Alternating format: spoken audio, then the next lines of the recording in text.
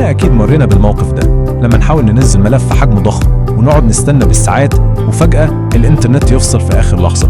إحساس صعب أوي. طيب النهاردة بقى هنتكلم عن خدمة فكرتها بسيطة جدا وبتحل المشكلة دي تماما. إزاي ممكن أي حد ياخد كمية داتا مهولة وتكون معاه في نفس اليوم جاهزة على الاستخدام فورا؟ فخلينا نبدأ بالسؤال ده، وهو سؤال منطقي جدا على فكرة. في الزمن اللي احنا فيه ده كل حاجة لازم تكون سريعة وفورية. طب ازاي بقى ممكن حد يجيب ملفات بالجيجات في وقت قليل قوي، خصوصا لو سرعة الانترنت مش مساعدة او كل شوية بتقطع؟ الموضوع بيبقى كابوس حرفيا. هو ده الكلام. يعني تخيلوا معايا كده، مصمم جرافيك عنده تسليم مشروع بكرة ومحتاج مكتبة صور وموك ابس حجمها بالجيجا بات، او جيمر مستني لعبة جديدة بفارغ الصبر. هل منطقي انه يقعد يومين 3 بيحمل؟ لا طبعا. الانتظار هنا مش مجرد رفاهية، ده بيكلف وقت وفلوس، ودي بالظبط المشكلة الجوهرية اللي الخدمة دي جاية عشان تحلها. طيب ايه الحل بقى؟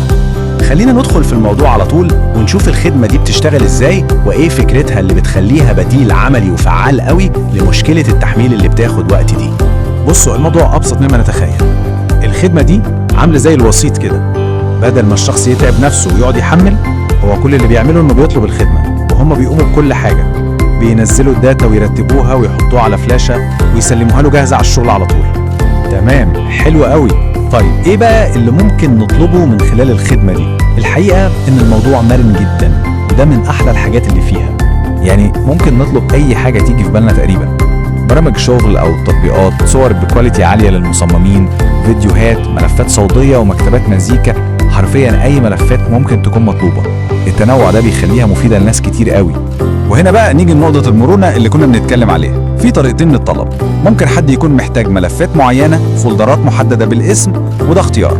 او الاختيار التاني وده جامد جدا، انه يقولهم عندي فلاشة 128 جيجا املوها لي مكتبة افلام 4K مثلا. كل اختيار بيخدم غرض مختلف تماما. تمام، كده فهمنا الخدمة بتقدم ايه بالظبط. السؤال المهم بقى، ليه ممكن حد يلجأ لحاجة زي دي؟ المزايا الأساسية ممكن نلخصها في 3 نقط مهمة قوي. أول حاجة، وطبعا دي أهم حاجة، السرعة. الفكرة كلها قايمة على توفير الوقت. يعني بدل ما الواحد يضيع يوم كامل وباقة نت قد كده في التحميل، هو بيستلم كل حاجة في إيده بسرعة وسهولة، وده بصراحة هو أساس الخدمة كلها. تاني حاجة، ودي نقطة مش واخدة حقها، هي التنظيم. يعني الملفات مش بتوصل كده متبعترة، لا، بتوصل مترتبة ومتنظمة في فولدرات جاهزة إن الواحد يفتحها ويشتغل بيها على طول.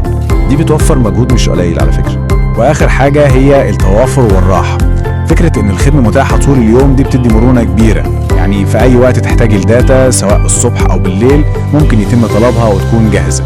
الموضوع عملي جدا. الجملة دي بقى بتلخص كل حاجة، جاهزة للاستخدام مباشرة، وهو ده الهدف النهائي. الفكرة مش بس إن الواحد ياخد الداتا وخلاص، لا، إنه ياخدها في شكل منتج نهائي. فلاشة يوصلها بالجهاز، يلاقي كل حاجة شغالة ومتنظمة، بلاج اند بلاي زي ما بيقولوا. كده احنا تقريبا غطينا كل حاجة عن الخدمة دي. خلينا بقى نلخص أهم النقط في صورة سريعة عشان المعلومة تثبت. يعني لو هنلخص القيمة اللي بتقدمها الخدمة دي، فهي بتدور حوالين 4 حاجات. حل سريع عشان تاخد داتا حجمها كبير، تنظيم احترافي للملفات دي، مرونة عالية عشان تلبي أي طلبات خاصة، وطبعا الراحة وتوفير الوقت.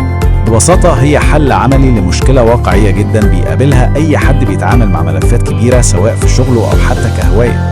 وده اللي يخلينا نوصل لسؤال أخير، سؤال مهم وممكن نفكر فيه كلنا. في العصر اللي احنا عايشين فيه ده، عصر الكلاود والستريمينج والاتصال الفوري بالنت، هل لسه في مكان لحاجة مادية زي الفلاشة أو الهارد ديسك؟ وهل وجود خدمة زي دي دليل على إن الحلول المادية لسه ليها دور ومستقبل؟ سؤال يستاهل التفكير.